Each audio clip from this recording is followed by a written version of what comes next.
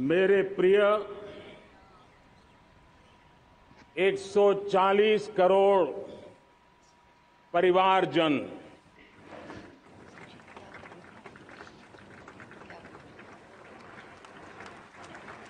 दुनिया का सबसे बड़ा लोकतंत्र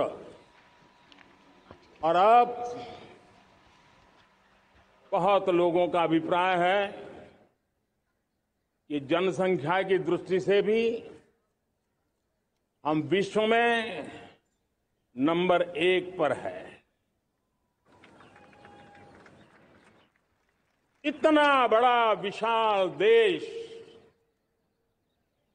140 करोड़ देश के मेरे भाई बहन, मेरे परिवारजन आज आजादी का पर्व मना रहे हैं। मैं देश के कोटि कोटि जनों को, देश और दुनिया में भारत को प्यार करने वाले, भारत का सम्मान करने वाले, भारत का गौरव करने वाले कोटि कोटि जनों को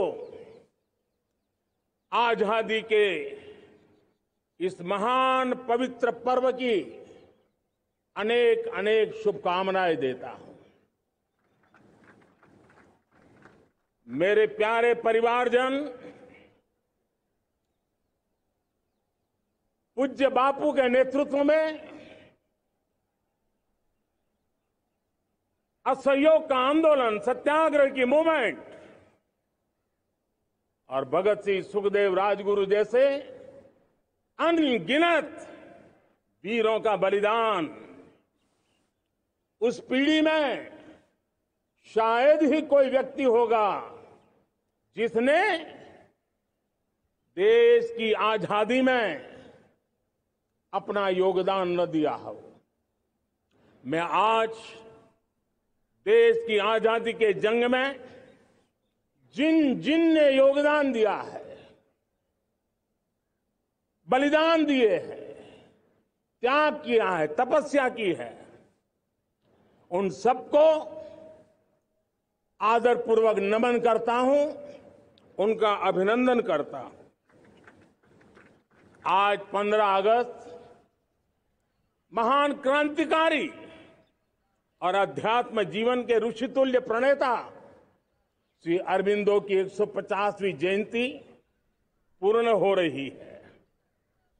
ये वर्ष स्वामी दयानंद सरस्वती के 150वीं जयंती का वर्ष है। ये वर्ष रानी दुर्गावती के 500वीं जन्मशती का बहुत ही पवित्र अवसर है, जो पूरा देश बड़े धामधूम से मनाने वाला है। ये वर्ष मीराबाई, भक्ति योग की सिरमौर मीराबाई के 525 वर्ष का भी ये पावन पर्व है। ये बार जो 26 जनवरी हम मनाएंगे वो हमारे गणतंत्र दिवस की 75वीं वर्षगांठ होगी। अनेक प्रकार से अनेक अवसर, अनेक संभावनाएं राष्ट्र निर्माण में जुटे रहने के लिए पल पल नई प्रेरणा, पल पल नई चेतना, पल पल सपने, पल पल संकल्प, शायद इससे बड़ा कोई अवसर नहीं हो सकता। मेरे प्यारे परिवारजन, इस बार प्राकृतिक आपदा ने देश के अनेक हिस्सों में अकल्पनीय संकट पैदा किए। जिन परिवारों ने इस संकट में सहन किया है, मैं उन सभी परिवारजनों के प्रति अपनी संवेदना प्रकट करता हूं और राज्य और केंद्र सरकार मिलकर के उन सभी संकटों से जल्दी से मुक्त होकर के फिर तेज गति से आगे बढ़ेंगे, ये मैं विश्वास दिलाता हूं। मेरे प्यारे परिवारजनों, पिछले कुछ सप्ताह नॉर्थ ईस्ट में, विशेषकर मणिपुर में और हिंदुस्तान के भी अन्य कुछ भागों में, लेकिन विशेषकर मणिपुर में जो हिंसा का दौर चला, कई लोगों को अपना जीवन खोना पड़ा, मां बेटियों के सम्मान के साथ खिलवाड़ हुआ। लेकिन कुछ दिनों से लगातार शांति की खबरें आ रही हैं। देश मणिपुर के लोगों के साथ है। देश मणिपुर के लोगों को पिछले कुछ दिनों से जो शांति बनाए रखी है, उस शांति के पर्व को आगे बढ़ाए और शांति से ही समाधान का रास्ता निकलेगा। और राज्य और केंद्र सरकार मिलकर के उन समस्याओं के समाधान के लिए भरपूर प्रयास कर रही है, करती रहेगी। मेरे प्यारे परिवारजनों, जब हम इतिहास की तरफ नजर करते हैं तो इतिहास में कुछ पल ऐसे आते हैं जो अपनी अमिट छाप छोड़ करके जाते हैं और उसका प्रभाव सदियों तक रहता है।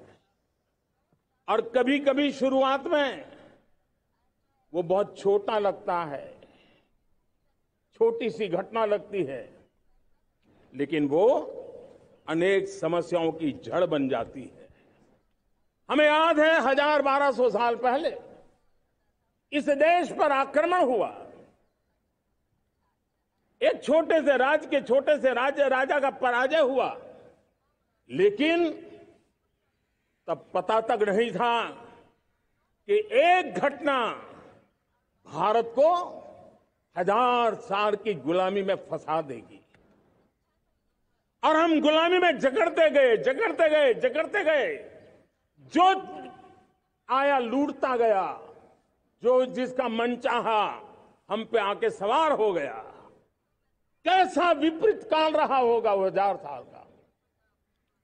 मेरे प्यारे परिवारजनों, घटना छोटी क्यों ना हो, लेकिन 1000 साल तक प्रभाव छोड़ के रही है। लेकिन मैं आज इस बात का जिक्र इसलिए करना चाहता हूं कि भारत के वीरों ने इस कालखंड में कोई भूभाग ऐसा नहीं था, कोई समय ऐसा नहीं था जब उन्होंने देश की आजादी के लौ को जलता न रखा हो, बलिदान की परंपरा न बनाई। मां भारती बेड़ियों से मुक्त होने के लिए उठ खड़ी हुई थी, जंजीरों को झकझोर रही थी और देश की नारी शक्ति, देश की युवा शक्ति, देश के किसान, देश के गांव के लोग, मजदूर, कोई हिंदुस्तानी ऐसा नहीं था जो आजादी के सपने को लेकर के जीता न हो। आजादी को पाने के लिए मर मिटने के लिए तैयार होने वालों की एक बड़ी फौज तैयार हो गई थी। जेलों में जवानी खपाने वाले अनेक महापुरुष हमारे देश की आजादी को, इन गुलामी की बेड़ियों को तोड़ने के लिए लगे हुए थे। मेरे प्यारे परिवारजनों,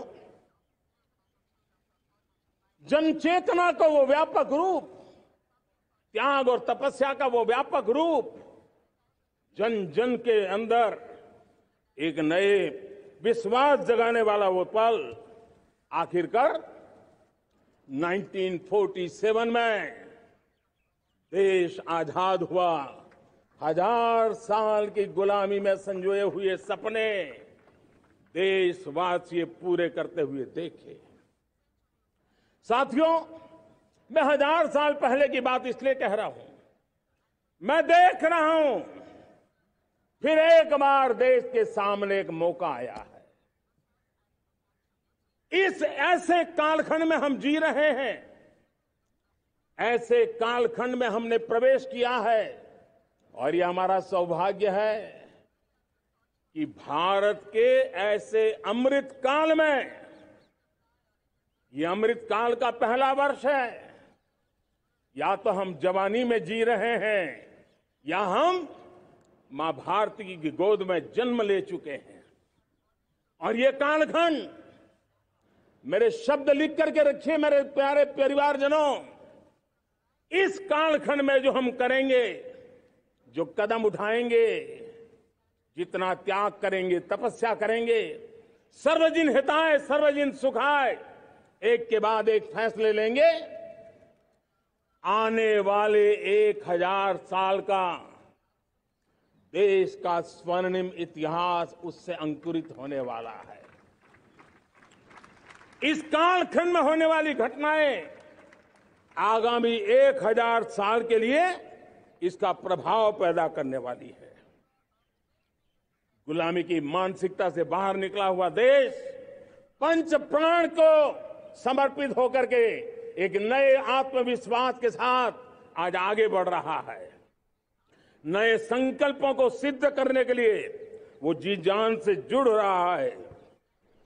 मेरी भारत माता, जो कभी ऊर्जा का सामर्थ्य था लेकिन राख के ढेर में दबी पड़ी थी, वो भारत मां 140 करोड़ देशवासियों के पुरुषार्थ है। उनकी चेतना से, उनकी ऊर्जा से फिर एक बार जागृत हो चुकी है। मां भारती जागृत हो चुकी है। और मैं साफ देख रहा हूं दोस्तों, यही कालखंड है, पिछले 9-10 साल हमने अनुभव किया है।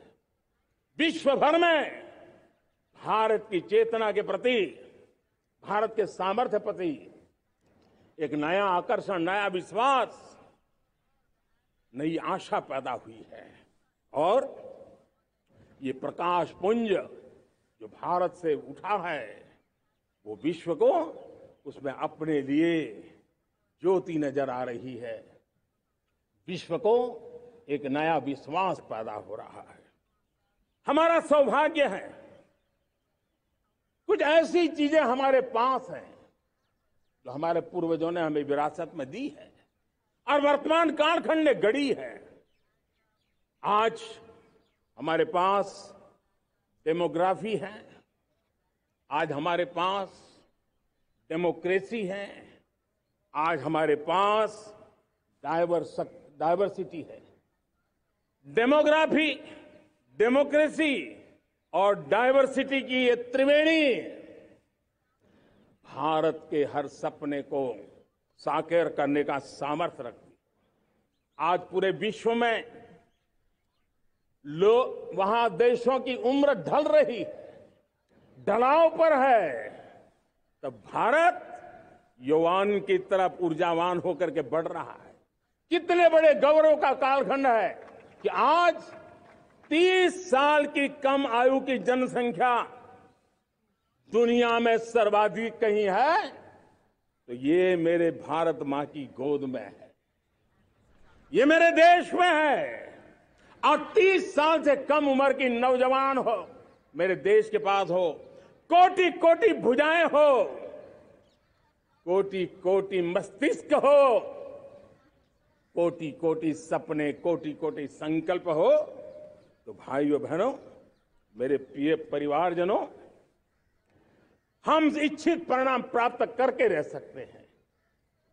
मेरे प्यारे परिवारजनों, देश का भाग्य ऐसी घटनाएं बदल देती है। यह सामर्थ्य देश के भाग्य को बदल देता है। भारत 1000 साल की गुलामी और आने वाले 1000 साल के भव्य भारत के बीच में पड़ाव पर हम खड़े हैं, एक ऐसी संधि पर खड़े हैं। और इसलिए अब हमें न रुकना है, न दुविधा में जीना है। मेरे प्यारे परिवारजनों, हमें खोई हुई उस विरासत का गर्व करते हुए, खोई हुई समृद्धि को प्राप्त करते हुए, हमें फिर एक बार, और ये बात मान के चले, हम जो भी करेंगे, हम जो भी कदम उठाएंगे, हम जो भी फैसला लेंगे, वो अगले 1000 साल तक अपनी दिशा निर्धारित करने वाला है, भारत के भाग्य को लिखने वाला है। मैं आज मेरे देश के नौजवानों को, मेरे देश की बेटे बेटियों को ये जरूर कहना चाहूंगा, जो सौभाग्य आज मेरे युवाओं को मिला है, ऐसा सौभाग्य शायद ही किसी के नसीब होता है जो आपके नसीब हुआ है। और इसलिए हमें ये गंवाना नहीं है। युवा शक्ति पर मेरा भरोसा है, युवा शक्ति में सामर्थ्य है, और हमारी नीतियां, हमारी रीतियां भी उस युवा सामर्थ्य को और बल देने के लिए है। आज मेरे युवाओं ने दुनिया में पहले 3 स्टार्टअप इकोसिस्टम में भारत को स्थान दिला दिया है। विश्व के युवाओं को अचंभा हो रहा है भारत के इस सामर्थ्य को लेकर के, भारत की इस ताकत को देख करके। आज दुनिया टेक्नोलॉजी ड्रिवन है और आने वाला युग टेक्नोलॉजी से प्रभावित रहने वाला है, और तब टेक्नोलॉजी में भारत की जो टैलेंट है उसकी एक नई भूमिका रहने वाली है। साथियों, मैं पिछले दिनों G20 समिट में बाली गया था, और बाली में दुनिया के समृद्ध देश, दुनिया के विकसित देश भी, उनके मुखिया मुझे भारत की डिजिटल इंडिया की सफलता के लिए बारीकियों से जानने के लिए इच्छुक थे। हर कोई इसका सवाल पूछता था, और जब मैं उनको कहता था कि भारत ने जो कमाल किया है ना, वो दिल्ली, मुंबई, चेन्नई तक सीमित नहीं है। भारत ने जो कमाल कर रहा है, मेरे टियर 2, टियर 3 सिटी के युवा भी आज मेरे देश का भाग्य गढ़ रहे हैं। छोटे छोटे स्थान के मेरे नौजवान, और मैं आज बड़े विश्वास से कहता हूं, देश का ये जो सामर्थ्य नया नजर आ रहा है, और इसलिए मैं कहता हूं, हमारे छोटे शहर आकार और आबादी में छोटे हो सकते हैं। ये हमारे छोटे छोटे शहर, हमारे कस्बे आकार और आबादी में छोटे हो सकते हैं, लेकिन आशा और आकांक्षा, प्रयास और प्रभाव वो किसी से कम नहीं है। वो सामर्थ्य उनके अंदर है। नए ऐप्स, नए सॉल्यूशन, टेक्नोलॉजी डिवाइस। अब खेलों की दुनिया देखिए, कौन बच्चे हैं? झुग्गी झोंपड़ी से निकले हुए बच्चे आज खेलों की दुनिया में पराक्रम दिखा रहे हैं। छोटे छोटे गांव के, छोटे छोटे कस्बे के नौजवान, हमारी बेटे बेटियां आज कमाल दिखा रही हैं। अब देखिए, मेरे देश की 100 जितनी स्कूल ऐसी हैं जहां के बच्चे सैटेलाइट बना करके सैटेलाइट छोड़ने की तैयारियां कर रही है। आज हजारों टिंकरिंग लैब नए वैज्ञानिकों का गर्भाधान कर रही है। आज हजारों टिंकरिंग लैब लाखों बच्चों को साइंस और टेक्नोलॉजी की राह पर आगे बढ़ने के लिए प्रेरणा दे रही है। मैं मेरे देश के नौजवानों को कहना चाहता हूं, अवसरों की कमी नहीं है। आप जितने अवसर चाहेंगे, ये देश आसमान से भी ज्यादा अवसर आपने देने का सामर्थ्य रखता है। मैं आज लाल किले की प्राचीर से मेरे देश की माताओं, बहनों, मेरे देश की बेटियों को हृदय से अभिनंदन करना चाहता हूं। देश आज जब पहुंचा है, अब विशेष शक्ति जुड़ रही है मेरी माताओं बहनों के सामर्थ्य की। आज देश प्रगति की राह पर चल पड़ा है, तो मैं मेरे किसान भाई बहनों का भी अभिनंदन करना चाहता हूं। ये आप ही का पुरुषार्थ है, ये आप ही का परिश्रम है कि देश आज कृषि क्षेत्र में आगे बढ़ रहा है। मैं मेरे मजदूरों का, मेरे श्रमिकों का, मेरे प्रिय परिवारजन, ऐसे कोटि कोटि श्रमिकों को आज मैं नमन करता हूं, उनका अभिनंदन कर रहा हूं। देश आज जो आधुनिकता की ओर बढ़ रहा है, विश्व की तुलना करने वाले सामर्थ्य के साथ नजर आ रहा है, उसके पीछे मेरे देश के मजदूरों का, मेरे देश के श्रमिकों का बहुत बड़ा योगदान है। आज समय कहता है कि लाल किले की प्राचीर से मैं उनका अभिनंदन करूं, उनका अभिवादन करूं, और ये मेरे परिवारजन 140 करोड़ देशवासी, मेरे इन श्रमिकों का, रेहड़ी पटरी वालों का, फूल सब्जी बेचने वालों का हम सम्मान करते हैं। मेरे देश को आगे बढ़ाने में, मेरे देश को प्रगति की नई ऊंचाई पर ले जाने में प्रोफेशनल्स की बहुत बड़ी भूमिका है, बढ़ती रही है। चाहे साइंटिस्ट हो, चाहे इंजीनियर्स हो, डॉक्टर्स हो, नर्सेज हो, शिक्षक हो, आचार्य हो, यूनिवर्सिटीज हो, गुरुकुल हो, हर कोई मां भारती का भविष्य उज्जवल बनाने के लिए अपनी पूरी ताकत से लगा हुआ है। मेरे प्यारे परिवारजनों, राष्ट्रीय चेतना वो एक ऐसा शब्द है जो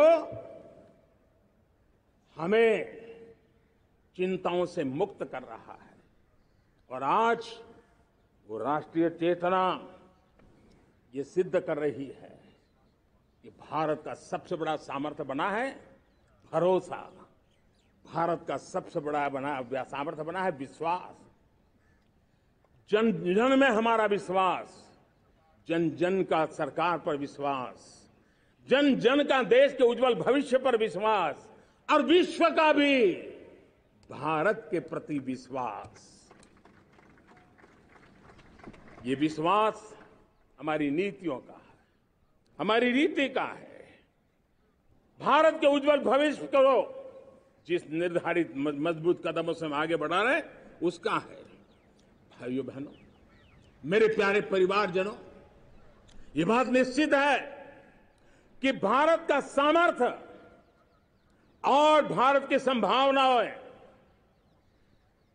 विश्वास की नई बुलंदियों को पार करने वाली है, और ये विश्वास की नई बुलंदियां नए सामर्थ्यों को लेकर के चलनी चाह रही है।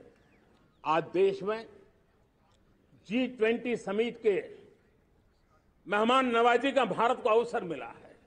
अब पिछले एक साल से हिंदुस्तान के हर कोने में जिस प्रकार से G20 के अनेक ऐसे आयोजन हुए, अनेक कार्यक्रम हुए हैं, उसने देश के सामान्य मानवीय के सामर्थ्य को विश्व को परिचित करा दिया है, भारत की विविधता का परिचय कराया है, भारत की डायवर्सिटी को दुनिया अचंभे से देख रही है, और उसके कारण भारत के तरफ आकर्षण बढ़ा है, भारत को जानने की, समझने की इच्छा जगी है। उसी प्रकार से आप देखिए एक्सपोर्ट, आज भारत का एक्सपोर्ट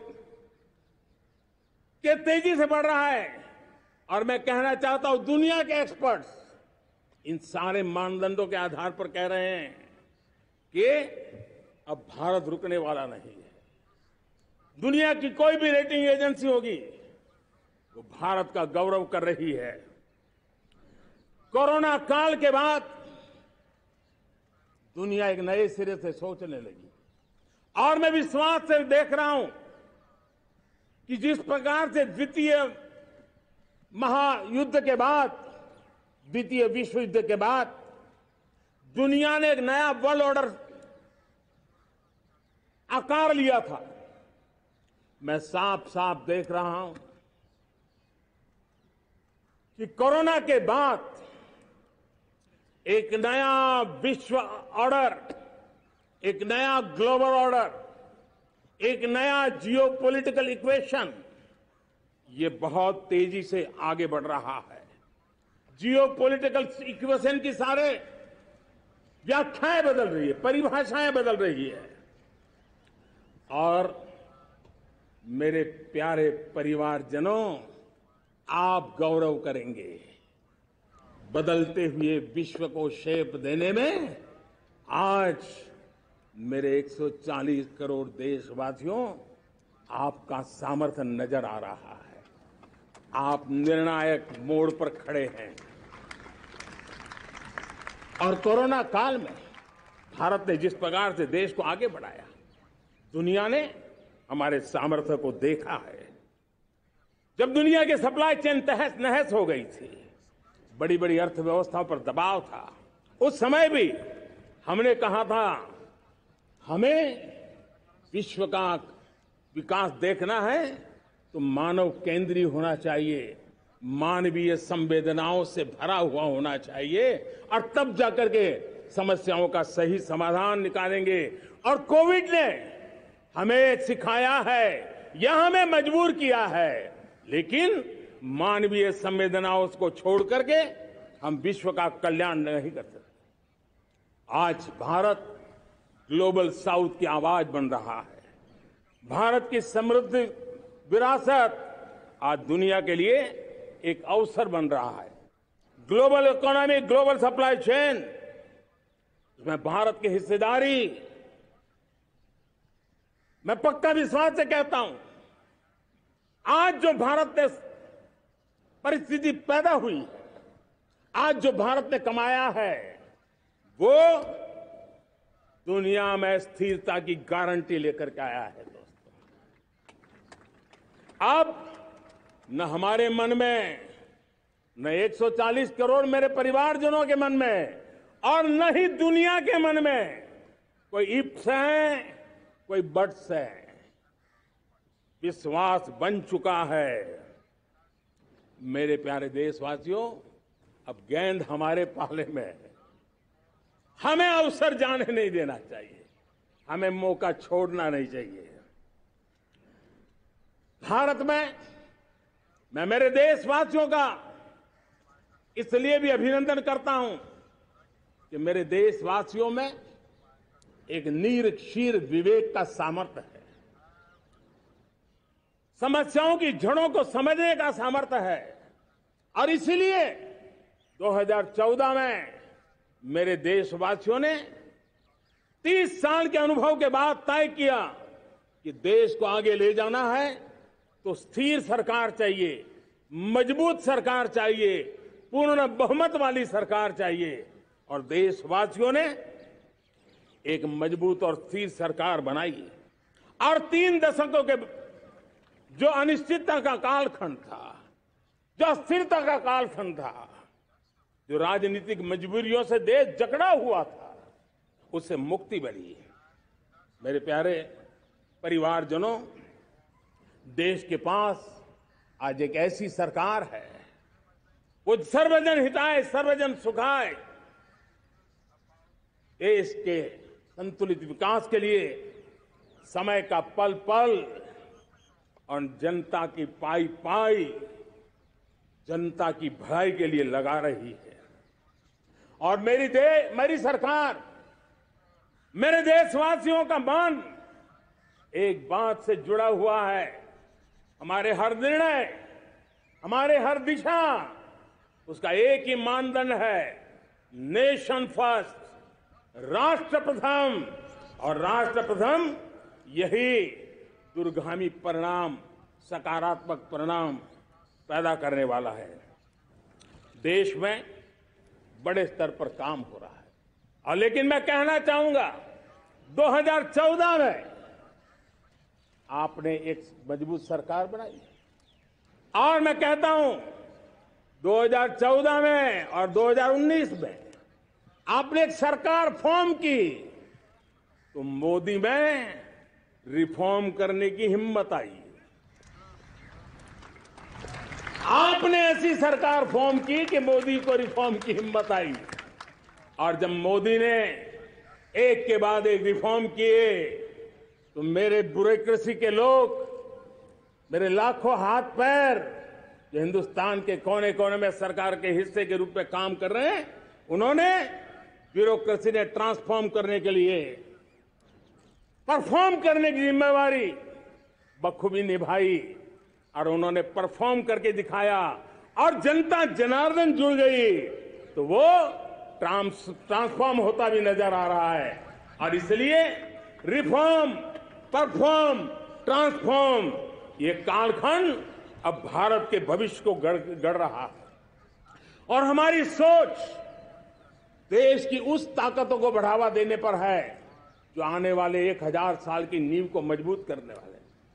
दुनिया को युवा शक्ति की जरूरत है, युवा स्किल की जरूरत है। हमने अलग स्किल मिनिस्ट्री बनाई, वो भारत की आवश्यकताओं को तो पूरी करेगी, वो दुनिया की आवश्यकताओं को पूरी करने का भी सामर्थ्य रखेगी। हमने जल शक्ति मंत्रालय बनाया। मंत्रालय की बनाने की रचना को भी अगर कोई एनालिसिस करेगा ना, तो इस सरकार के मन मस्तिष्क को बड़े अच्छे ढंग से आप समझ पाएंगे। हमने जल शक्ति मंत्रालय बनाया। ये जल शक्ति मंत्रालय हमारे देश के एक एक देशवासियों को पीने का शुद्ध पानी पहुंचे, पर्यावरण की रक्षा के लिए पानी के प्रति संवेदनशील व्यवस्थाएं विकसित हो, उस पर हम बल रहे हैं। हमारे देश में कोरोना के बाद दुनिया देख रही है होलिस्टिक हेल्थ केयर, ये समय की मांग है। हमने अलग आयुष मंत्रालय बनाया और योग और आयुष आज दुनिया में अपना परचम लहरा रहे हैं। हमने दुनिया को हमारे कमिटमेंट के कारण विश्व का हमारे प्रति ध्यान गया है। अगर हम ही हमारे इस सामर्थ्य को नकार देंगे तो फिर दुनिया कैसे स्वीकार करेगी। लेकिन जब मंत्रालय बना तो दुनिया को भी उसका मूल्य समझ में आया। मत्स्य पालन, हमारा इतना बड़ा समुद्री तट, हमारे कोटि कोटि मछुआरे भाई बहन, उनका कल्याण भी हमारे दिलों में है। और इसलिए हमने अलग से मत्स्य पालन को लेकर के, पशुपालन को लेकर के, डेयरी को लेकर के अलग मंत्रालय की रचना की, ताकि समाज के जिस वर्ग के लोग पीछे रह गए उनको हम साथ लें। देश में सरकारी अर्थव्यवस्था के हिस्से होते हैं, लेकिन समाज की अर्थव्यवस्था का एक बड़ा हिस्सा है कोऑपरेटिव मूवमेंट। उसको बल देने के लिए, उसको आधुनिकता लाने के लिए और देश के कोने कोने में लोकतंत्र की एक सबसे बड़ी इकाई को मजबूत करने के लिए हमने अलग कोऑपरेटिव मंत्रालय बनाया। और वो हमारी सहकारी संस्थाएं उसका जाल बिछा रहा है, ताकि गरीब से गरीब की वहां सुनवाई हो, उसकी आवश्यकताओं की पूर्ति हो, और वो भी राष्ट्र के विकास की योगदान में एक छोटी इकाई का हिस्सा बनकर के उसमें वो योगदान दे रखें। हमने सहकार से समृद्धि का रास्ता अपनाया है। मेरे प्यारे परिवारजनों, जब हम लोग 14 में आए थे तो हम वैश्विक अर्थव्यवस्था में 10वें नंबर पर थे, और आज 140 करोड़ देशवासियों का पुरुषार्थ रंग लाया है कि हम विश्व की अर्थव्यवस्था में 5वें नंबर पर पहुंच चुके हैं। और ये ऐसे ही नहीं हुआ है। जो एक भ्रष्टाचार का राक्षस देश को दबोचे हुए थे, लाखों करोड़ के घोटाले अर्थव्यवस्था को डामाडोल कर रहे थे, गवर्नेंस फ्रेजाइल फाइल में देश की पहचान होने लगी थी, लीकेजेस को हमने बंद किया, मजबूत अर्थव्यवस्था बनाई, हमने गरीब कल्याण के लिए ज्यादा से ज्यादा धन खर्चने का प्रयास किया। और आज मैं देशवासियों को बताना चाहता हूं कि जब देश आर्थिक रूप से समृद्ध होता है तो सिर्फ तिजोरी नहीं भरती है, देश का सामर्थ्य बढ़ता है, देशवासियों का सामर्थ्य बढ़ता है। और तिजोरी का पाई पाई अगर ईमानदारी से जनता जनार्दन के लिए खर्च करने का संकल्प लेने वाली सरकार हो तो परिणाम के साथ है। मैं 10 साल का हिसाब तिरंगे की साक्षी में लाल किले की प्राचीर से मेरे देशवासियों को दे रहा हूं। आंकड़े देख करके आपको लगेगा इतना बड़ा बदलाव, इतना बड़ा सामर्थ्य। 10 साल पहले राज्यों को 30 लाख करोड़ रुपए भारत सरकार की तरफ से जाते थे। पिछले 9 साल में यह आंकड़ा 100 लाख करोड़ पर पहुंचा है। पहले स्थानीय निकाय के विकास के लिए भारत सरकार के खजाने से 70,000 करोड़ रुपया जाता था, आज वो 3 लाख करोड़ से भी ज्यादा जा रहा है। पहले गरीबों के घर बनाने के लिए 90,000 करोड़ रुपया खर्च होता था, आज वो 4 गुना होकर के 4 लाख करोड़ से भी ज्यादा खर्च गरीबों के घर बनाने के लिए हो रहा है। पहले गरीबों को यूरिया सस्ता मिले, जो यूरिया की बैग दुनिया के कुछ बाजारों में 3,000 में बिकती है, वो यूरिया की बैग मेरे किसानों को 300 में मिले। और इसलिए देश की सरकार 10 लाख करोड़ रुपया मेरे किसानों की यूरिया में सब्सिडी दे रहा है। मुद्रा योजना 20 लाख करोड़ रुपए, उससे भी ज्यादा मेरे देश के नौजवानों को स्वरोजगार के लिए, अपने व्यवसाय के लिए, अपने कारोबार के लिए दिए हैं। 8 करोड़ लोगों ने नया कारोबार शुरू किया है, और 8 करोड़ लोगों ने कारोबार शुरू किया है ऐसा नहीं, हर कारोबारी ने एक या दो लोगों को रोजगार दिया है। 8 से 10 करोड़ नए लोगों को रोजगार देने का सामर्थ्य ये मुद्रा योजना से लाभ लेने वाले 8 करोड़ नागरिकों को रहा है। एमएसएमईज को करीब 3.5 लाख करोड़ रुपए की मदद से कोरोना के संकट में भी उनको डूबने नहीं दिया, मरने नहीं दिया, उनको एक ताकत दी है। 1 रैंक 1 पेंशन मेरे देश के सेना के जवानों का एक सम्मान का विषय था। 70,000 करोड़ रुपया भारत की तिजोरी से आज पहुंचा है, मेरे निवृत्त सेना के नायकों के जेब में, उनके परिवार में पहुंचा है। सभी कैटेगरी में, मैंने तो कुछ ही गिनाए, मैं ज्यादा समय लेना नहीं चाहता। हर कैटेगरी में पहले की तुलना में अनेक गुना धन देश के विकास के लिए, कोने कोने में रोजगार पैदा करने के लिए, पाई पाई का उपयोग भारत का भाग्य बदलने के लिए हो, और इसलिए हमने काम किया है। और मेरे प्यारे प्रियजनों, इतना ही नहीं, हमने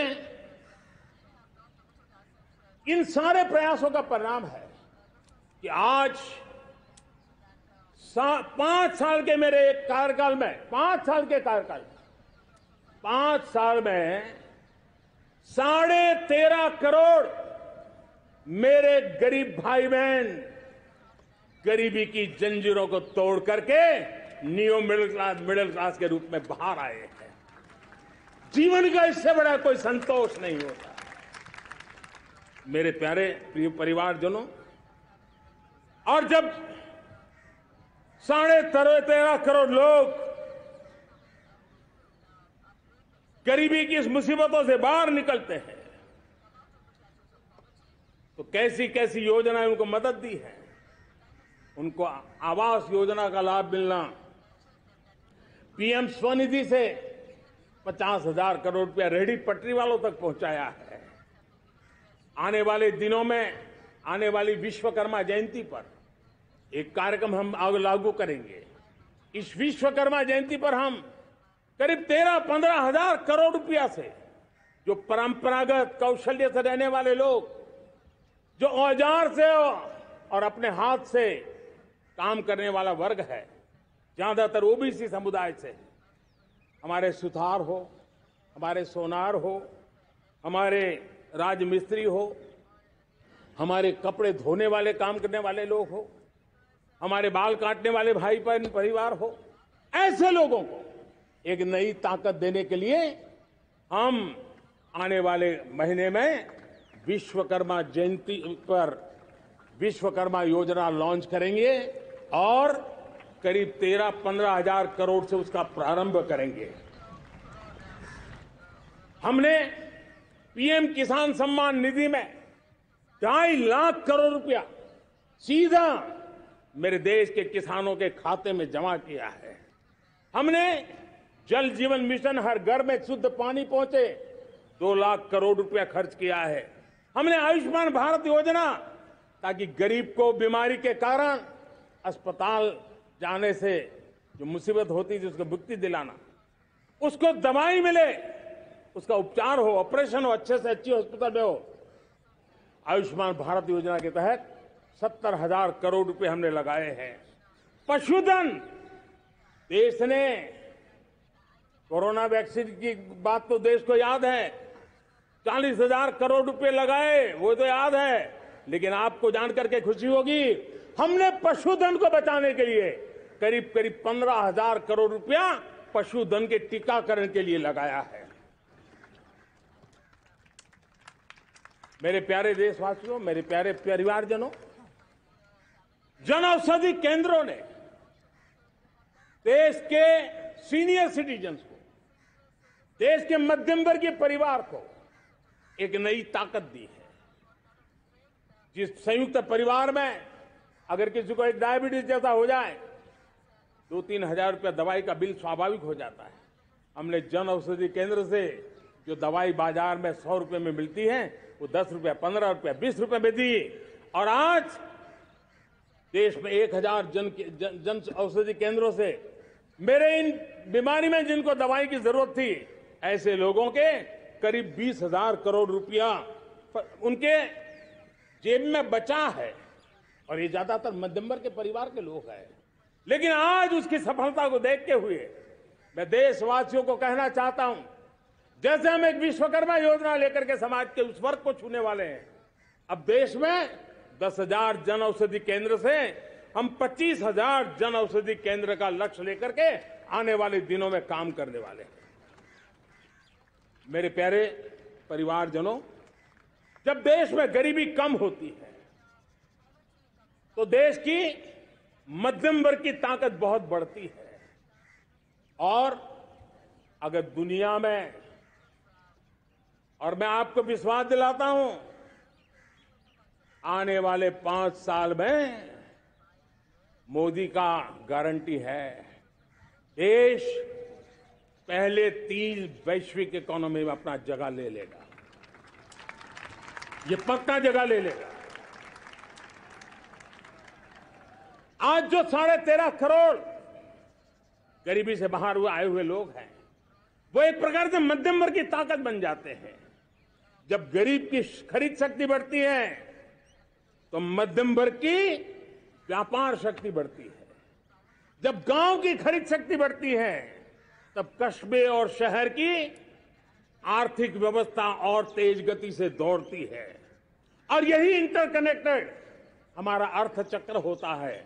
हम उसको बल लेकर के आगे चलना चाहते हैं। मेरे प्यारे परिवारजनों, शहर के अंदर जो कमजोर लोग रहते हैं, बिना घर को मुसीबत रहती है, मध्यम वर्ग के परिवार अपना खुद का घर का सपना देख रहे हैं, हम उसके लिए भी आने वाले कुछ सालों के लिए एक योजना लेकर के आ रहे हैं। और जिसमें ऐसे मेरे परिवारजन जो शहरों में अपना घर, शहरों में रहते हैं लेकिन किराए के मकान पे रहते हैं, झुग्गी झोपड़ी में रहते हैं, चाल में रहते हैं, अनऑथोराइज कॉलोनीज में रहते हैं, ऐसे मेरे परिवारजन अगर अपना मकान बनाना चाहते हैं तो बैंक से जो लोन मिलेगा उसके ब्याज के अंदर राहत देकर के लाखों रुपयों की मदद करने का हमने निर्णय किया है। मेरे मध्यम वर्ग के परिवार को जब 2 लाख से 7 लाख इनकम टैक्स की सीमा बढ़ जाती है तो सबसे बड़ा लाभ सैलरी क्लास को होता है, मेरे मध्यम वर्ग को होता है।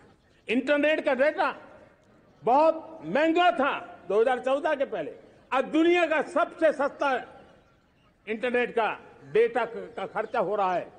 हर परिवार के पैसे बच रहे हैं। मेरे प्यारे परिवारजनों, विश्व कोरोना के बाद अभी तक उभर नहीं पाया है। युद्ध ने फिर एक नई मुसीबत पैदा की है। आज दुनिया महंगाई के संकट से जूझ रही है। पूरी दुनिया की अर्थव्यवस्था को महंगाई ने दबोच के रखा है। हम भी दुनिया से जिन सामान की जरूरत होती है लाते हैं, तो हमें सामान तो इंपोर्ट करते हैं। हमारा दुर्भाग्य है कि हमें महंगाई भी इंपोर्ट करनी पड़ती है, क्योंकि पूरी दुनिया को महंगाई ने जकड़ के रखा है। लेकिन मेरे प्यारे परिवारजनों, भारत ने महंगाई को नियंत्रित रखने के लिए भरसक प्रयास किए। पिछले कालखंड की तुलना में हमें कुछ सफलता भी मिली है, लेकिन इतने से संतोष नहीं मान सकते। दुनिया से हमारी चीजें अच्छी है, इतने बात से हम सोच नहीं सकते। मुझे तो मेरे देशवासियों को महंगाई की बोझ कम से कम हो, इस दिशा में और भी कदम उठाने हैं और हम उस कदम को उठा के रहेंगे। मेरा प्रयास निरंतर जारी रहेगा। मेरे प्यारे परिवारजनों, आज देश अनेक क्षमताओं को लेकर के आगे बढ़ रहा है। देश आधुनिकता की तरफ आगे बढ़ने के लिए काम कर रहा है। आज देश रिन्यूएबल एनर्जी पे काम कर रहा है। आज देश ग्रीन हाइड्रोजन पे काम कर रहा है। देश की स्पेस पे क्षमता बढ़ रही है, तो देश की डीप सी मिशन में भी सफलता के साथ आगे चल रहा है। देश में रेल आधुनिक हो रही है, तो वंदे भारत बुलेट ट्रेन भी आज देश के अंदर काम कर रही है। गांव गांव पक्की सड़कें बन रही है, तो इलेक्ट्रिक बसें, मेट्रो की रचना भी आज देश में हो रहे हैं। आज गांव गांव तक इंटरनेट पहुंच रहा है, तो क्वांटम कंप्यूटर के लिए भी देश तय कर रहता है। नैनो यूरिया, नैनो डीएपी, उस पर काम हो रहा है, तो दूसरी तरफ जैविक खेती पर भी हम बल दे रहे हैं। आज किसान उत्पादक संघ एफपीओ का निर्माण हो रहा है, तो हम सेमीकंडक्टर का भी निर्माण करने के लिए चाह रहे हैं। हम दिव्यांग जनों के लिए एक सुगम भारत के निर्माण के लिए काम करते हैं, तो हम पैरालंपिक में भी हिंदुस्तान का तिरंगा झंडा गाड़ने के लिए मेरे दिव्यांग जनों को सामर्थ्यवान बना रहे हैं। हम खिलाड़ियों को स्पेशल ट्रेनिंग दे रहे हैं।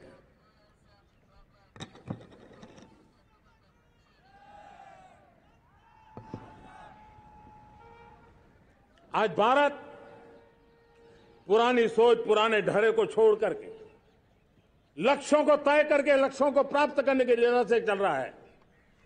और जब मैं कहता हूं ना कि जिसका शिलान्यास हमारी सरकार करती है, उसका उद्घाटन भी हमारे कालखंड में करते हैं।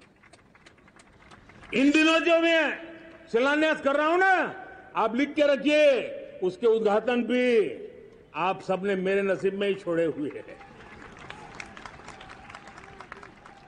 हमारी कार्य संस्कृति, बड़ा सोचना, दूर का सोचना, सर्वजन हिताय सर्वजन सुखाय सोचना, ये हमारी कार्यशैली रही है। और सोच से भी ज्यादा, संकल्प से भी ज्यादा हासिल कैसे करना, इस ऊर्जा के साथ हम काम करते हैं।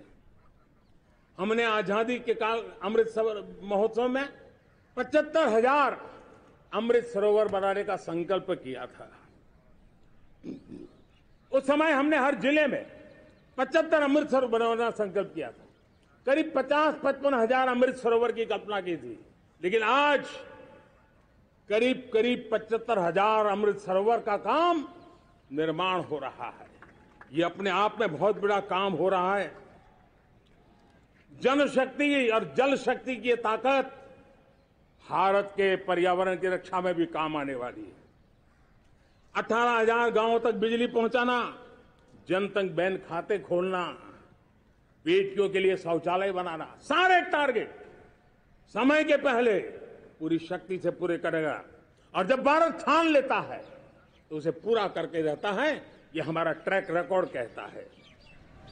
200 करोड़ वैक्सीनेशन का काम, दुनिया हमें जब पूछती है 200 करोड़ सुनती है, उनकी आंखें फट जाती है। इतना बड़ा काम ये मेरे देश के आंगनवाड़ी वर्कर, हमारी आशा वर्कर, हमारी हेल्थ वर्कर, उन्होंने करके दिखा। यह मेरे देश का सामर्थ्य है।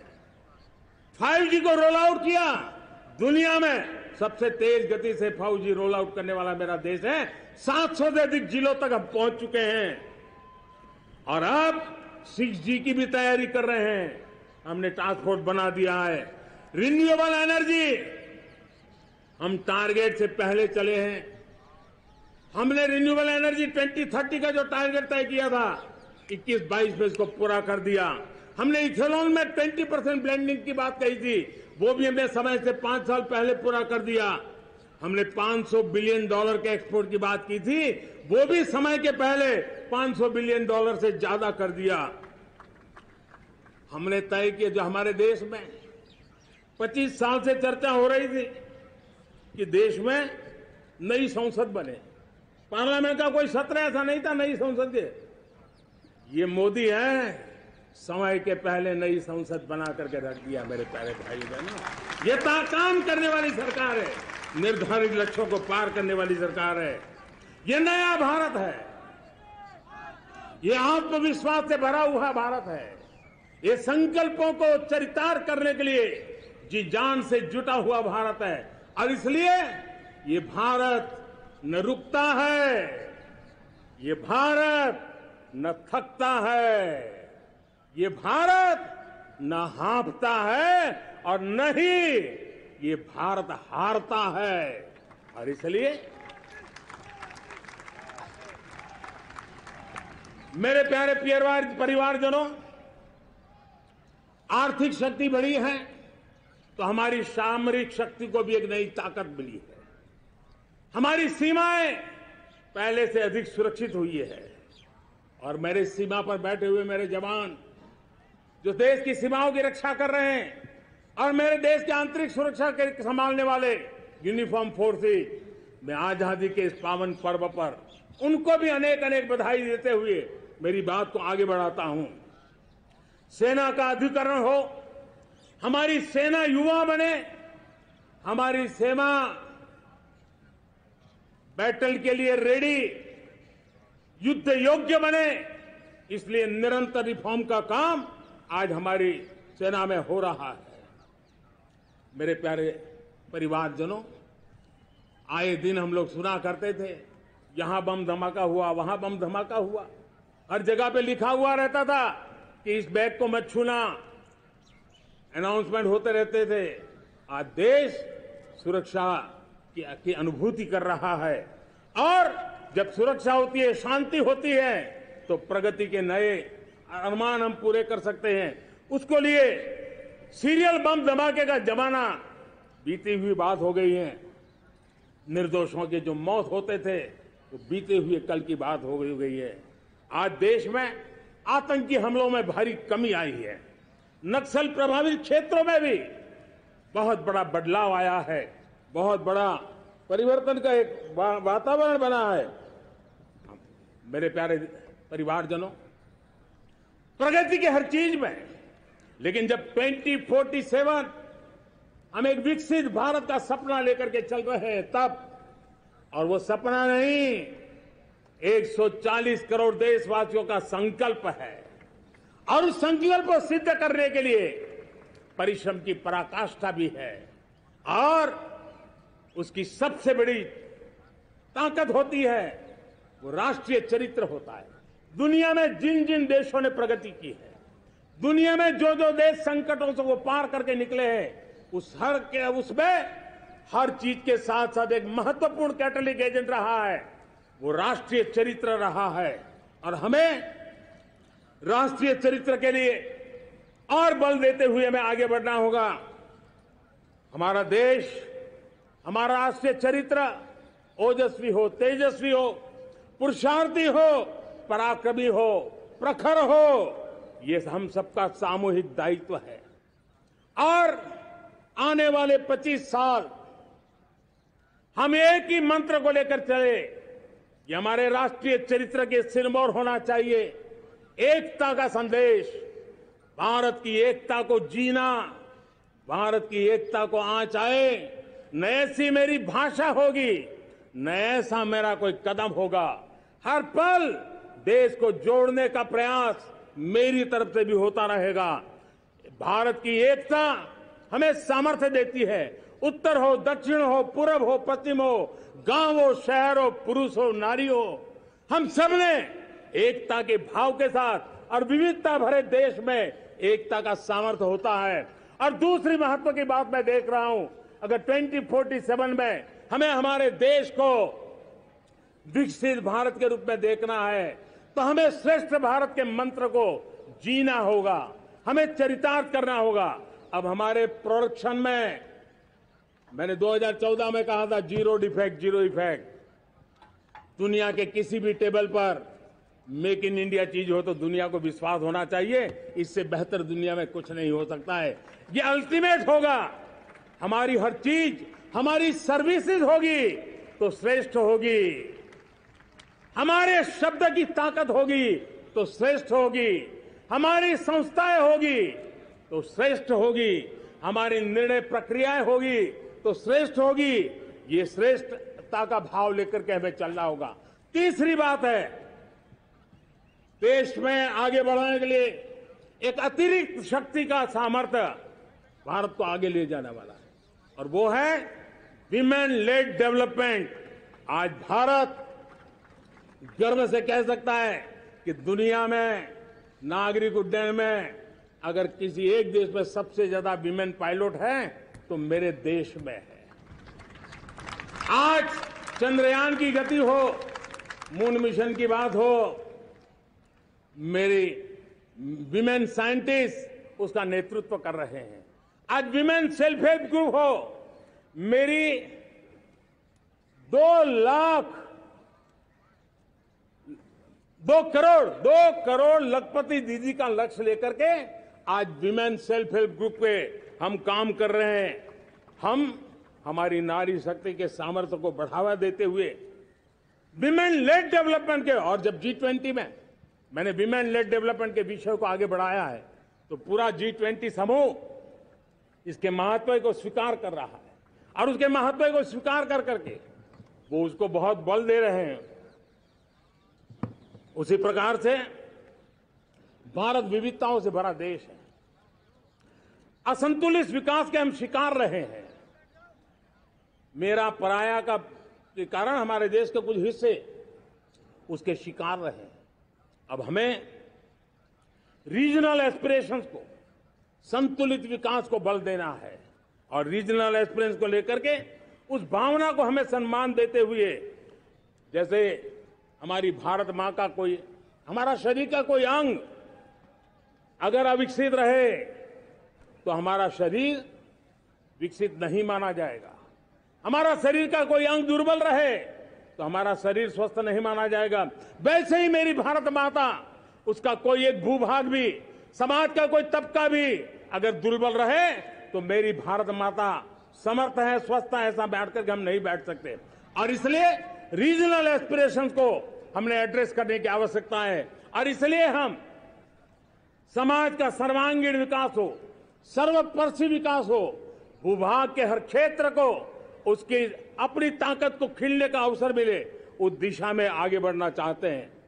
मेरे प्यारे परिवारजनों, भारत एक मदर ऑफ डेमोक्रेसी है। भारत मॉडल ऑफ डायवर्सिटी भी है। भाषाएं अनेक हैं, बोलियां अनेक हैं, परिधान अनेक हैं, विविधताएं बहुत है। हमने उन सारे को आधार पर आगे बढ़ना है।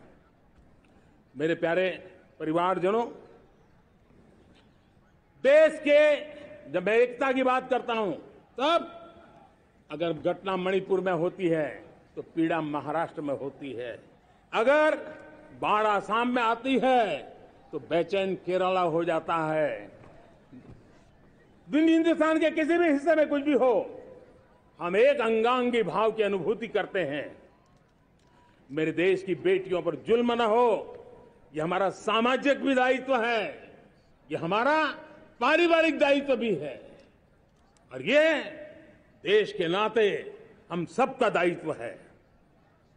आज जब अफगानिस्तान से गुरु ग्रंथ साहब के स्वरूप को लाते हैं तो पूरा देश गौरव की अनुभूति करता है।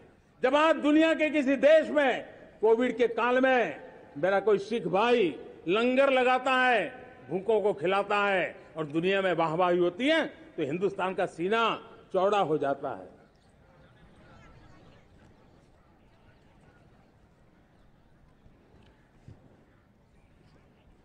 मेरे प्यारे परिवारजनों, हमारे लिए जब नारी सम्मान की बात करते हैं, मुझे अभी एक देश में दौरा कर रहा था, तो वहां एक बहुत ही सीनियर मिनिस्टर, उसने मुझे एक सवाल पूछा।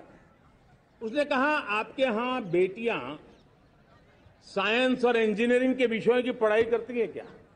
उसमें क्या था? मैंने उनको कहा, आज मेरे देश में लड़कों से ज्यादा बेटियां आज स्टेम यानी साइंस, टेक्नोलॉजी, इंजीनियरिंग और मैथ्स, अधिकतम भाग मेरी बेटियां ले रही है। तो उनके लिए अचरज था। ये सामर्थ्य आज हमारे देश का देख रहा है। मेरे प्यारे परिवारजनों, आज 10 करोड़ महिलाएं विमेन सेल्फ हेल्प में जुड़ी हुई है। और विमेन सेल्फ हेल्प ग्रुप के साथ आप गांव में जाएंगे तो आपको बैंक वाली दीदी मिलेगी, आपको आंगनवाड़ी वाली दीदी मिलेगी, आपको दवाई देने वाली दीदी मिलेगी। और अब मेरा सपना है 2 करोड़ लखपति दीदी बनाने का, गांव में 2 करोड़ लखपति दीदी। और इसके लिए एक नया अभिगम भेजा, साइंस और टेक्नोलॉजी। हमारे गांव की महिलाओं का भी सामर्थ्य देखता हूं मैं, और इसलिए हम एक नई योजना सोच रहे हैं कि हमारे एग्रीकल्चर सेक्टर में टेक्नोलॉजी आए, एग्री टेक को बल मिले। इसलिए विमेन सेल्फ हेल्प ग्रुप की बहनों को हम ट्रेनिंग देंगे, ड्रोन चलाने की, ड्रोन रिपेयरिंग की हम ट्रेनिंग देंगे, और हजारों ऐसे विमेन सेल्फ हेल्प ग्रुप को भारत सरकार ड्रोन देगी, ट्रेनिंग देगी, और हमारे एग्रीकल्चर के काम में ड्रोन की सेवाएं उपलब्ध हो। इसके लिए हम शुरुआत करेंगे। प्रारंभ हम 15,000 विमेन सेल्फ हेल्प ग्रुप के द्वारा ये ड्रोन की उड़ान का हम आरंभ कर रहे हैं। मुझे विश्वास है कि इसके कारण हमारे परिवारजनों का, मेरे प्यारे परिवारजनों, आज देश आधुनिकता की तरफ बढ़ रहा है। हाईवे हो, रेलवे हो, एयरवे हो, हाईवेज हो, इंफॉर्मेशन वेज, वाटरवेज हो, कोई क्षेत्र ऐसा नहीं है जिस क्षेत्र को आगे बढ़ाने की दिशा में आज देश काम न करता हो।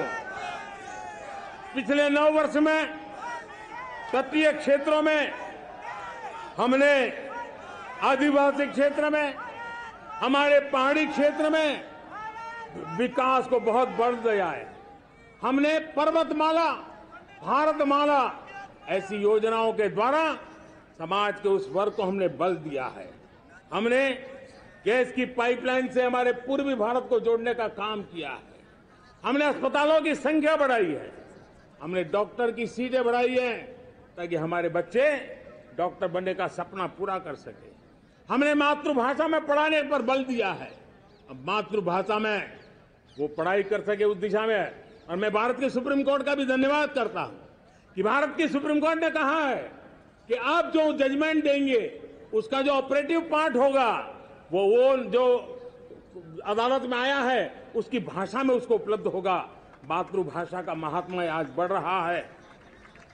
मेरे प्यारे भाई परिवारजनों, आज तक हमारे देश के जो बॉर्डर विलेज हैं, हमने वाइब्रेंट बॉर्डर विलेज का एक कार्यक्रम शुरू किया है।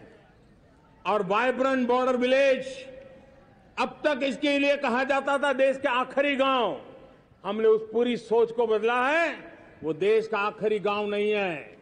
सीमा पर जो नजर आ रहा है वो मेरे देश का पहला गांव है। अगर सूरज उगता है पूरब में तो उस तरफ के गांव में पहली सूरज की किरण आती है। अगर सूरज ढलता है तो इस तरफ के गांव में आखिरी किरण उसका लाभ मिलता है। ये मेरे पहले गांव है और मुझे खुशी है कि आज मेरे इस कार्यक्रम के विशेष मेहमान, ये जो पहले गांव है, सीमावर्ती गांव है, उसके 600 प्रधान आज इस लाल किले की प्राचीर के इस महत्वपूर्ण कार्यक्रम का हिस्सा बनने के लिए आए। पहली बार वो इतनी दूर तक आए हैं, नए संकल्प और सामर्थ्य के साथ जुड़ने के लिए आया है। मेरे प्यारे परिवारजनों, हमने संतुलित विकास के लिए एस्पिरेशनल डिस्ट्रिक्ट, एस्पिरेशनल ब्लॉक की कल्पना की और आज उसके सुखद परिणाम मिल रहे हैं। आज राज्य के जो नॉर्मल पैरामीटर्स हैं, जो एस्पिरेशनल डिस्ट्रिक्ट कभी बहुत पीछे थे, वो आज राज्य में भी अच्छा करने लग गए हैं। और मुझे विश्वास है कि आने वाले दिनों में ये हमारे आकांक्षी जिले, हमारे आकांक्षी बॉल अवश्य आगे बढ़ेंगे। जैसे मैंने कहा था, भारत का चरित्र की चर्चा कर रहा था, तो मैंने पहला कहा था भारत की एकता, दूसरा कहा था भारत श्रेष्ठता की तरफ बल दें, तीसरा कहा था विमेन लेड डेवलपमेंट की मैंने बात कही थी, और मैं आज एक बात और कहना चाहता हूं कि हम जैसे रीजनल एस्पिरेशन, मैंने चौथी बात कही थी, पांचवी महत्व की बात है और भारत ने उस दिशा में जाओ, और वो है हमारा राष्ट्रीय चरित्र विश्व मंगल के लिए सोचने वाला होना चाहिए। हमें देश को इतना मजबूत बनाना है जो विश्व मंगल के लिए भी अपनी भूमिका अदा करे। और आज कोरोना के बाद मैं देख रहा हूं जिस प्रकार से संकट की घड़ी में देश ने दुनिया की मदद की, उसका परिणाम है कि आज दुनिया में हमारा देश एक विश्व मित्र के रूप में, विश्व का अटूट साथी के रूप में आज मेरे देश की पहचान बनी है। हमें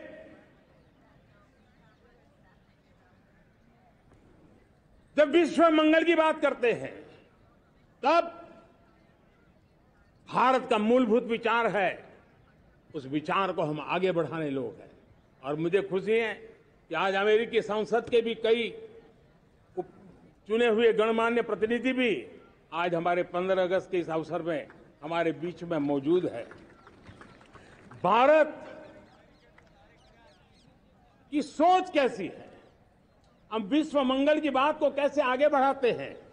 अब देखिए, हम जब सोचते हैं तो क्या कहते हैं, हमने दुनिया के सामने ये दर्शन रखा है और दुनिया उस दर्शन को लेकर के हमारे साथ जुड़ रही है।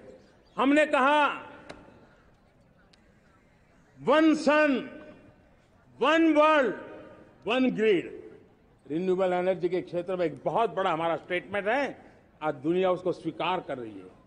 कोविड के बाद हमने दुनिया को कहा हमारा अप्रोच होना चाहिए वन अर्थ, वन हेल्थ।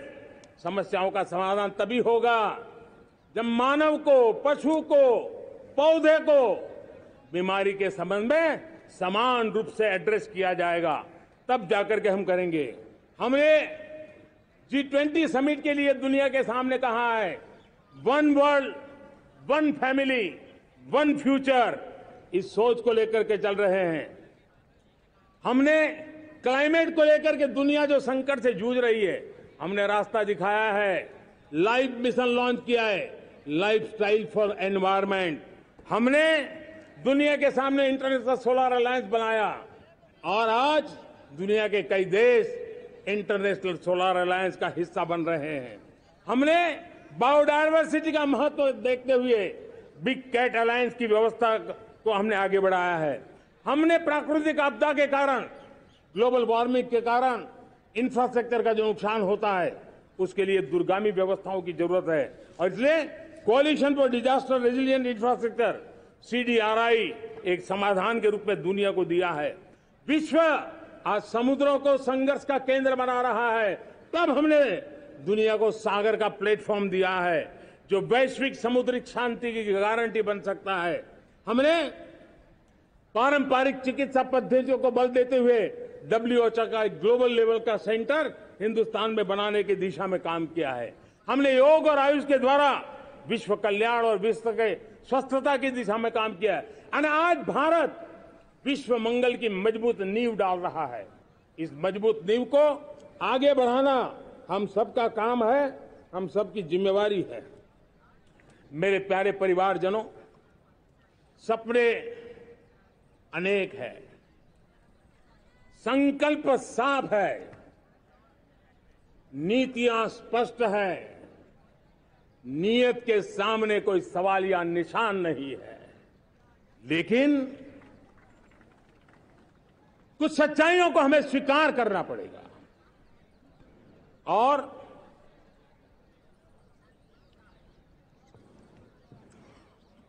उसके समाधान के लिए मेरे प्रिय परिवारजनों, मैं आज लाल किले से आपकी मदद मांगने आया हूं। मैं लाल किले से आपके आशीर्वाद मांगने आया हूं, क्योंकि पिछले सालों मैंने देश को जो समझा है, देश की आवश्यकताओं को जो मैंने परखा है और अनुभव के आधार पर मैं कह रहा हूं कि आज गंभीरतापूर्वक उन चीजों को हमें लेना होगा। आजादी के अमृतकाल में 2047 में जब देश आजादी के 100 साल मनाएगा, उस समय दुनिया में भारत का तिरंगा झंडा विकसित भारत का तिरंगा झंडा होना चाहिए।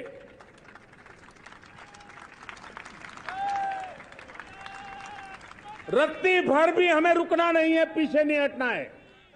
और इसके लिए शुचिता, पारदर्शिता और निष्पक्षता, ये पहली मजबूती की जरूरत है। हमें उस मजबूती को जितना ज्यादा खाद पानी दे सकते हैं, संस्थाओं के माध्यम से दे सकते हैं, नागरिक के नाते दे सकते हैं, परिवार के नाते दे सकते हैं, ये हमारा सामूहिक दायित्व होना चाहिए। और इसलिए पिछले 75 साल का इतिहास देखिए, भारत के सामर्थ्य में कोई कमी नहीं थी। अरे जो देश कभी सोना की चिड़िया कहा जाता था, वो देश क्यों न फिर से उस सामर्थ्य को लेकर के खड़ा हो सकता है। मेरा अटूट विश्वास है साथियों, मेरे प्रिय परिवारजनों, मेरा अखंड अटूट एक निष्ठ विश्वास है कि 2047 में जब देश आजादी के 100 साल मनाएगा, मेरा देश विकसित भारत बन के रहेगा। और ये मैं मेरे देश के सामर्थ्य के आधार पर कह रहा हूं, मेरे उपलब्ध संसाधनों के आधार पर कह रहा हूं, और सबसे ज्यादा 30 से कम आयु वाली मेरी युवा शक्ति के भरोसे कह रहा हूं, मेरी माताओं बहनों के सामर्थ्य के भरोसे कह रहा हूं। लेकिन उसके सामने अगर कोई रुकावट है, कुछ विकृतियां पिछले 75 साल में ऐसे घर कर गई है, हमारी समाज व्यवस्था का ऐसा हिस्सा बन गई है कि कभी कभी तो हम आंख भी बंद कर देते हैं। अब आंख बंद करने का समय नहीं है। अगर सपनों को सिद्ध करना है, संकल्प को पार करना है, तो हमें ये आंख मिचौली बंद करके, आंख में आंख मिला करके 3 बुराइयों से लड़ना बहुत समय की मांग है। हमारे देश की सारी समस्याओं की जड़ में भ्रष्टाचार ने दिमक की तरह देश की सारी व्यवस्थाओं को, देश के सामर्थ्य को पूरी तरह नोच लिया है। भ्रष्टाचार से मुक्ति, भ्रष्टाचार के खिलाफ जंग हर इकाई में, हर क्षेत्र में। और मैं देशवासियों, मेरे प्रिय परिवारजनों, ये मोदी के जीवन का कमिटमेंट है। ये मेरे व्यक्तित्व का एक कमिटमेंट है कि मैं भ्रष्टाचार के खिलाफ लड़ाई लड़ता रहूंगा। दूसरा, हमारे देश को नोच लिया है परिवारवाद ने। इस परिवारवाद ने देश को जिस प्रकार से जकड़ के रखा है, उसने देश के लोगों का हक छीना है। और तीसरी बुराई तुष्टीकरण की है। ये तुष्टीकरण में भी देश के मूलभूत चिंतन को, देश के सर्व समावेशक हमारे राष्ट्रीय चरित्र को दाग लगा दिए हैं, तहस नहस कर दिया है इन लोगों ने। और इसलिए मेरे प्यारे देशवासियों, इसलिए मेरे प्यारे परिवारजनों, हमें इन 3 बुराइयों के खिलाफ पूरे सामर्थ्य के साथ लड़ना है। भ्रष्टाचार, परिवारवाद, तुष्टीकरण, ये चुनौतियां हमारे, ये ऐसी चीजें पनपी है जो हमारे देश के लोगों का जो आकांक्षा है उसका दमन करती है। हमारे देश के कुछ लोगों के पास जो छोटा मोटा सामर्थ्य है उसका शोषण करती है। ये ऐसी चीजें हैं जो हमारे लोगों की आशा आकांक्षाओं को सवाल या निशान में गाड़ देती है। हमारे गरीब हो, हमारे दलित हो, हमारे पिछड़े हो, हमारे पसमानदा हो, हमारे आदिवासी भाई बहन हो, हमारी माताएं बहनें हो, हमने सबने उनके हकों के लिए इन 3 बुराइयों से मुक्ति पानी है। हमें भ्रष्टाचार के खिलाफ एक नफरत का माहौल बनाना है। जैसे गंदगी हमें नफरत पैदा करती है ना मन में, गंदगी पसंद नहीं है, ये सार्वजनिक जीवन की इससे बड़ी कोई गंदगी नहीं हो सकती। और इसलिए हमारे स्वच्छता अभियान को एक नया मोड़ ये भी देना है कि हमें भ्रष्टाचार से मुक्ति पानी है। सरकार टेक्नोलॉजी से भ्रष्टाचार की मुक्ति के लिए बहुत प्रयास कर रही है। आपको जानकर के हैरानी होगी, इस देश में पिछले 9 साल में एक काम मैंने ऐसे किया, आंकड़ा सुनोगे तो लोग कहेंगे मोदी ऐसा करता है। जैसे 10 करोड़ लोग करीब करीब जो गलत फायदा उठाते थे वो मैंने रोक दिया। तो आप में से कोई कहेगा आपने लोगों से अन्याय कर दिया। जी नहीं, ये 10 करोड़ कौन लोग थे? ये 10 करोड़ वो लोग थे जिनका जन्म ही नहीं हुआ था और उनके नाम पर उनके विडो हो जाते थे, वो वृद्ध हो जाते थे, वो दिव्यांग हो जाते थे, फायदे लिए जाते थे। 10 करोड़ ऐसे बेनामी जो चीजें चलती थी उसको रोकने का पवित्र काम, भ्रष्टाचारियों की संपत्ति जो हमने जब्त की है ना, वो पहले की तुलना में 20 गुना ज्यादा की है। मेरे प्यारे परिवारजनों, ये आपकी कमाई का पैसा लोग लेकर के भागे थे, 20 गुना ज्यादा संपत्ति को जब्त करने का। और इसलिए लोगों की मेरे प्रति नाराजगी होना बहुत स्वाभाविक है, लेकिन मुझे भ्रष्टाचार के खिलाफ की लड़ाई को आगे बढ़ाना है।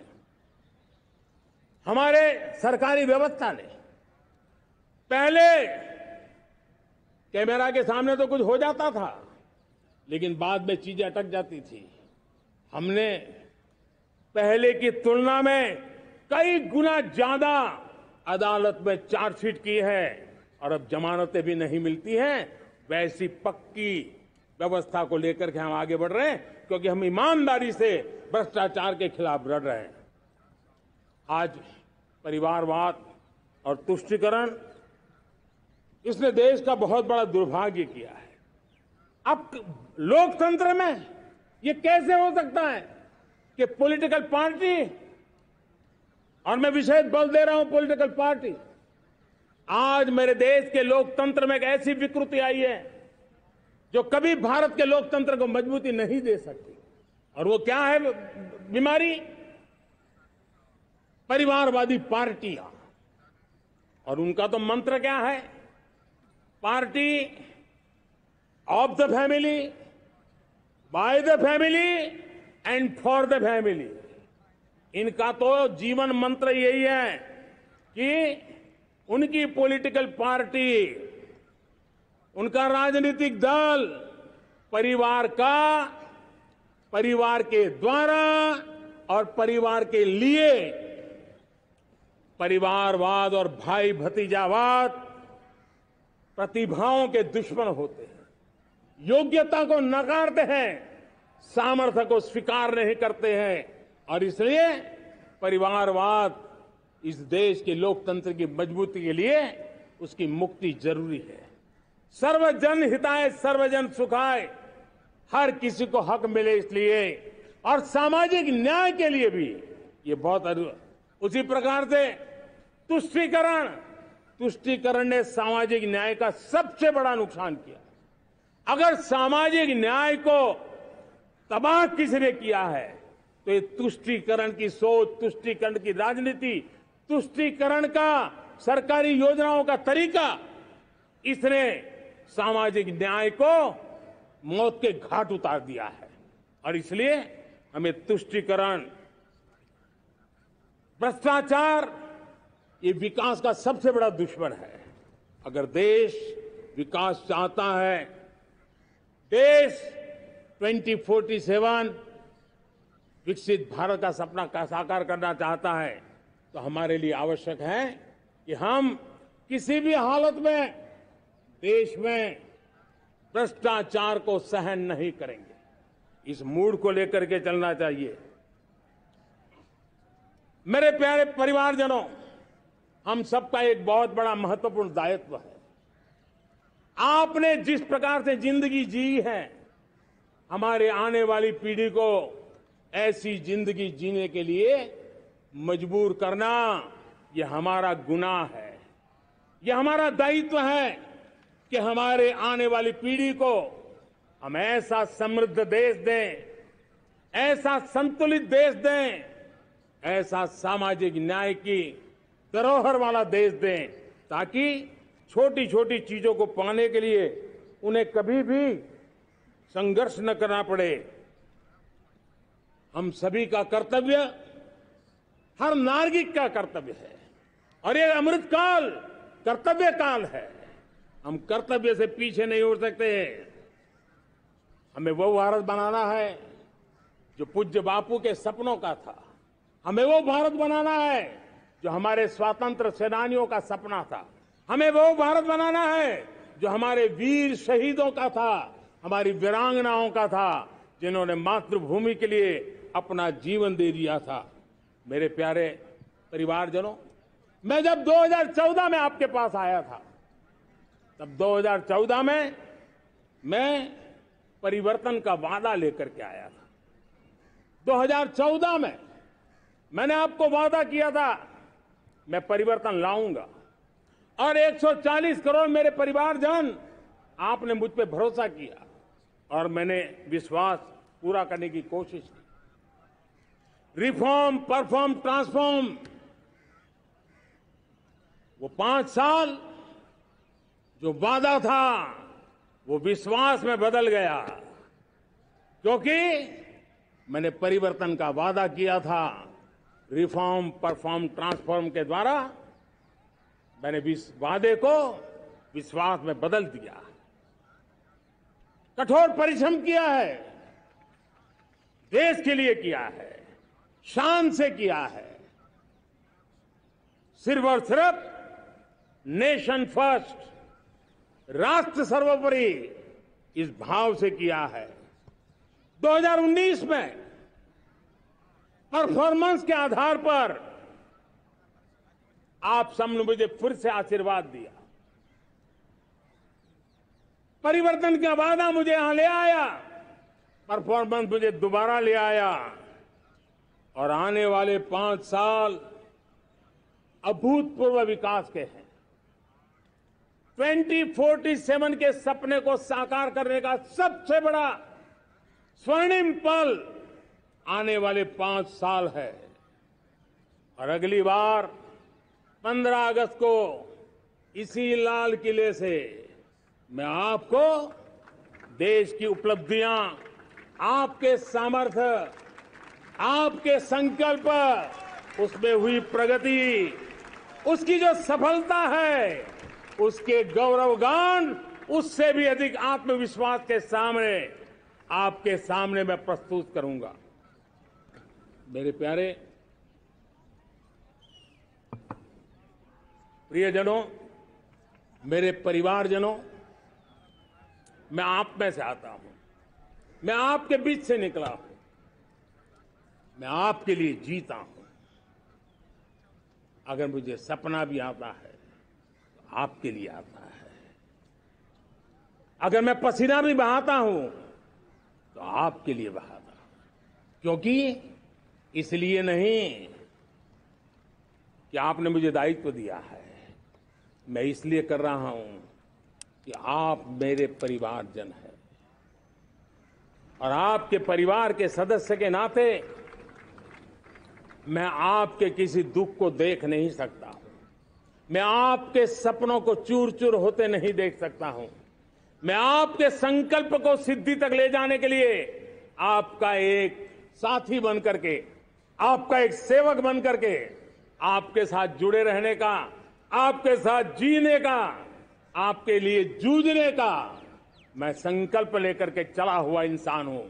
और मुझे विश्वास है, हमारे पूर्वजों ने आजादी के लिए जो जंग लड़ा था, जो सपने देखे थे, वो सपने हमारे साथ है। आजादी के जंग में जिन्होंने बलिदान दिया था, उनके आशीर्वाद हमारे साथ है और 140 करोड़ देशवासियों को एक ऐसा अवसर आया है। ये अवसर हमारे लिए एक बहुत बड़ा संबल लेकर के आया है और इसलिए मेरे प्यारे प्रियजनों, आज जब मैं अमृतकाल में आपके साथ बात कर रहा हूं, ये अमृतकाल का पहला वर्ष है।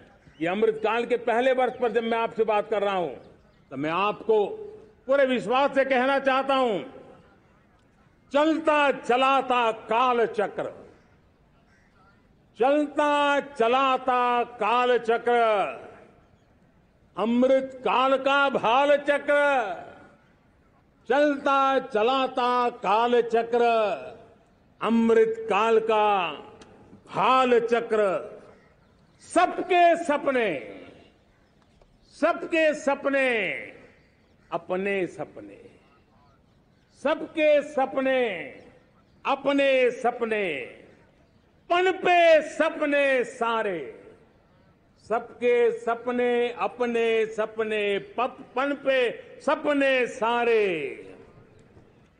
धीर चले, वीर चले, धीर चले, वीर चले, चले युवा हमारे, धीर चले, वीर चले, चले युवा हमारे, नीति सही, नीति सही, रीति नहीं, नीति सही, रीति नहीं, गति सही, गति सही, राह नहीं, गति सही, राय नहीं।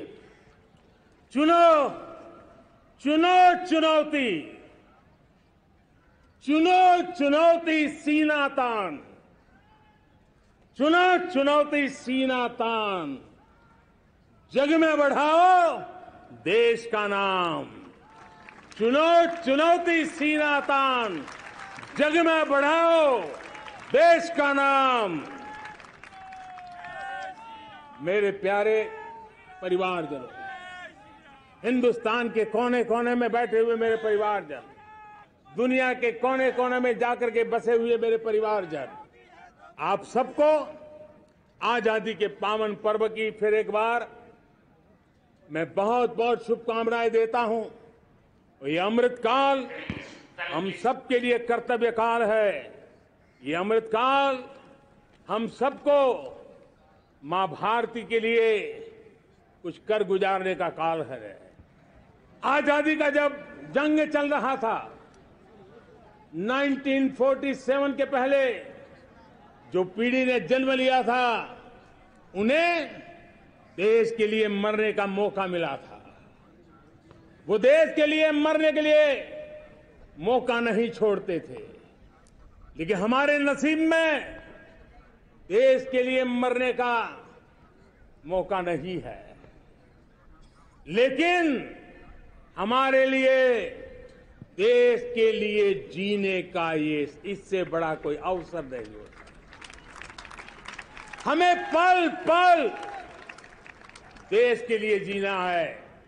इसी संकल्प के साथ इस अमृतकाल में 140 करोड़ देशवासियों के सपने संकल्प भी बनाने हैं। 140 करोड़ देशवासियों के संकल्प को सिद्धि में भी परिवर्तित करना है और 2047 का जब तिरंगा झंडा फहरेगा तो विश्व एक विकसित भारत का गुणगान करता होगा। इसी विश्वास के साथ, इसी संकल्प के साथ मैं आप सबको अनेक अनेक शुभकामनाएं देता हूं, बहुत बहुत बधाई देता हूं। जय हिंद, जय हिंद, जय हिंद। भारत माता की, भारत माता की, भारत माता की। वंदे, वंदे।